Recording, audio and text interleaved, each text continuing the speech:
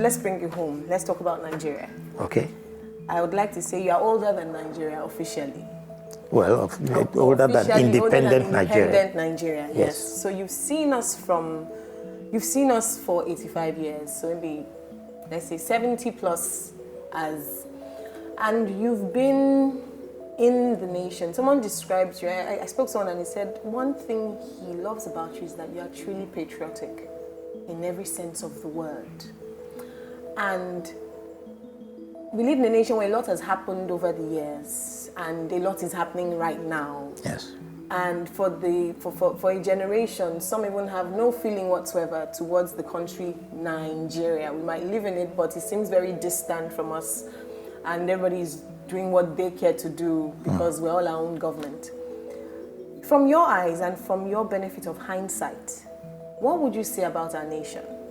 And at this pivotal moment that we are now, how do we begin to craft, what is the way forward from your perspective, and how do we begin to craft that way forward? Well, yes, there is a nation called Nigeria. But that nation is not an entity that exists without component parts. There are units that make up this thing we call Nigeria. The basic unit is the individual person, but there are other units. There's family, there is association, there are institutions, there's church, there's all kinds of things into which we come together in order to do something together. Now, the moment you have to associate with another human being because you have an objective that both of you want to achieve together, then you get a play of values, standards, discipline, and so on, because you need all those things to keep you on track as you go towards your objective. Our situation becomes complicated when we do not allow the heart to come into play. You see, the head is very active. If I'm in charge of an organization which is making plenty of money and I know what my needs are, I would like to have money to do this and so on, my head tells me, if you're making all this money for your organization, how about taking care of yourself? And if I stay there, very soon my head tells my hands, take some of the money. No one is going to even notice. And in any case, you're entitled to it. You're the one that made the thing happen. But my heart, if I only allowed my heart to speak to me, my heart will say, well, it's not your money. And actually, there are some other people who have a stake in this thing. And you must consider their own interests. So take whatever is your due so that other people, so it's my heart that is speaking. And if my hands then come into play after my heart has spoken, my hands will do the right thing. And if my hands do the right thing today, tomorrow, next week, next year, it becomes my habit. So you see, there's head, there's heart, there's hands, and there's habit. If we bring those things into play like that, then you see, and there is no human being that doesn't have the capacity to do this. Because the capacity is not of our own making. Capacity comes to us. So if you deploy that capacity, it will happen. And what has God done for us? As you come into the world, you have the responsibility of a father and a mother. And does it ever occur to us that people don't have to go to any school to learn how to be a parent? You don't have to attend school or go to university so that you can be a parent.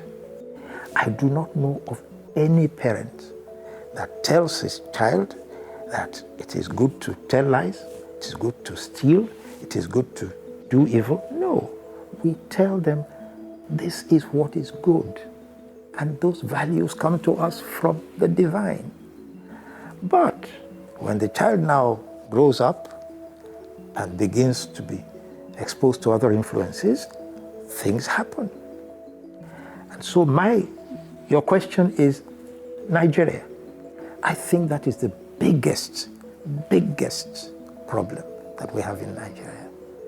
That we move out of the values and standards and discipline that we were given as children. Values, standards, and discipline. Those three must go together. So, because you see, if you keep yourself in those values, those standards and discipline, that is what makes it possible for you to say, this thing is wrong and therefore I will not do it. I know it is wrong because of what I was taught. I don't come into the world with the knowledge. I come into the world and I hear my parents, I see other people, and I can tell right from wrong. So I will do what is right. Now, really, truly, the only problem you have is that everybody or most people around you are trying to get you to do what is wrong. And if you think that you're going to overcome that pressure by yourself, then you can't achieve it. But you remember that this is what you were taught, and those who taught you were following something that was given to them from above, not something that they themselves created, something that was given to them. If you stay with what was given to you, you don't get it wrong. But I know it's not easy to stay with what was given to you because the pressure around you is huge. But the same person that gave you what you have also gives you the ability to resist pressure. The only problem is that sometimes Almighty God will test you. Yes. He will say, you know what is right. You know what I want. Now, let me see how you handle this situation. And if you do not remember that the essence of you started from where it started from, if you think that, today, okay, it's so-and-so who is governor, and so-and-so is president, and those are the people I need to go to, then you get it wrong. Because all you have to do is remember that this person who is governor today, or president today, is not the first to be in the position. Not be the last. You have experienced some others. So some people have been here and they have gone. They're no longer relevant. Very soon this one is going to be no longer relevant. Therefore, stay with something that is sustainable, something that will last the course. And that something is between you and Almighty God. Amazing. So what do I see? What's my view of Nigeria? As I said, I think we've got it wrong because we have departed from the values and standards and discipline that we were given. And now when we practice politics or whatever it is, just look at what is happening in politics. And it is all about self.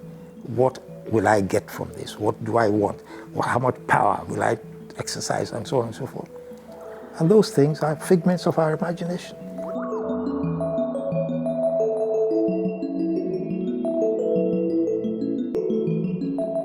How do you think we can begin to change the mindset of self? Because it's a mindset that has also trickled down to the average everyday person. How can we begin to change? In what way? Because the mindset is one of the hardest things to change, especially when it's formed from a young age. So how can this be changed? For us to then look at community and at others instead of self. It is quite clear to me that we need help. There's nothing that we have in our human organizations or in our human selves that will help us to overcome the pressure from self. Because self is very powerful. So, but, you see, one thing that I think we do not deploy adequately is the ability to sit down and think through things.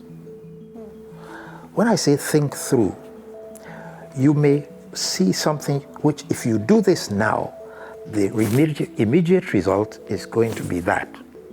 And if the immediate result is positive, yeah, do it. You get the result. But there's always a future, the larger picture.